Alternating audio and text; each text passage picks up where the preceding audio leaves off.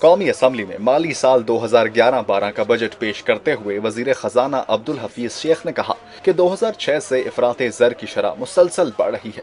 حکومت کو کمزور معیشت اور مالیاتی دباؤ ورثے میں ملا۔ انہوں نے کہا کہ ماضی میں عمرہ ٹیکس دینے سے گریز کرتے رہے، مگر اب ایسا نہیں ہوگا۔ انہوں نے بتایا کہ مسائل میں کمی آ رہی ہے، جبکہ ملازمتوں کی حصول کے لیے خصوصی فریم ورک بنا دیا ہے۔ 2006 سے افراط زر کی شرح مسلسل ڈبل ڈیجٹ میں آ رہی ہے اور ایک وقت پر تو یہ 25% کی خطرناک سطح تک جا پہنچی تھی۔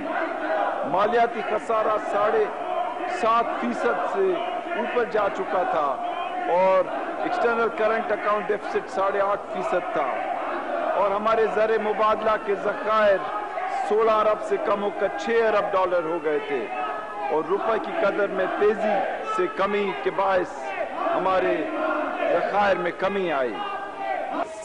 ملک کو درپیش سابقہ مشکلات کا تذکرہ کرتے ہوئے وزیر خزانہ نے کہا کہ سیلاب سے ملک کے بالائی اور جنوبی علاقوں کو ناقابل تلافی نقصان پہنچا اور 20 لاکھ ایکڑ رقبہ زیر آب آ گیا، 3 لاکھ مویشی ہلاک ہوئے اور 25,000 کلومیٹر سڑکیں تباہ ہو گئیں۔ انہوں نے بتایا کہ سیلاب سے 2 کروڑ افراد متاثر ہوئے، جبکہ معیشت کو 10 ارب ڈالرز کا نقصان ہوا۔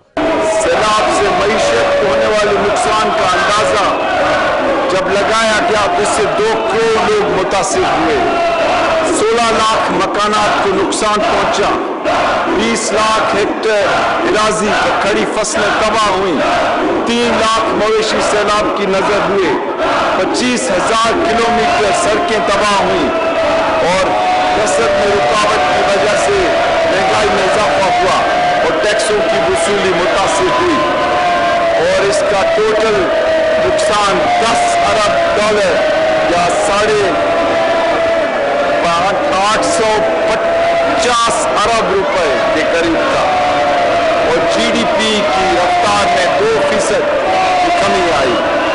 اس کے ساتھ ساتھ متاثرین کی دیکھ بھال کی ضروریات، ان کی امداد اور بحالی کے لیے وسائل کی فراہمی کے نتیجے میں حکومت پر اضافی مالیاتی دباؤ پڑا۔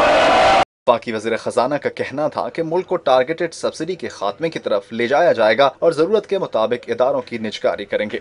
عبدالحفیظ شیخ نے اعلان کیا کہ یوٹیلیٹی سٹورز پر چینی اور گندم عام لوگوں کی سہولت کے لیے مہیا کریں گے۔ انہوں نے بتایا کہ توانائی کی قیمتیں کم کرنے کے لیے 2 برسوں میں 500 ارب روپے کی سبسڈی دی، جبکہ بے نظیر انکم سپورٹ پروگرام کے تحت 35 ارب روپے غریب عوام میں تقسیم کیے گئے۔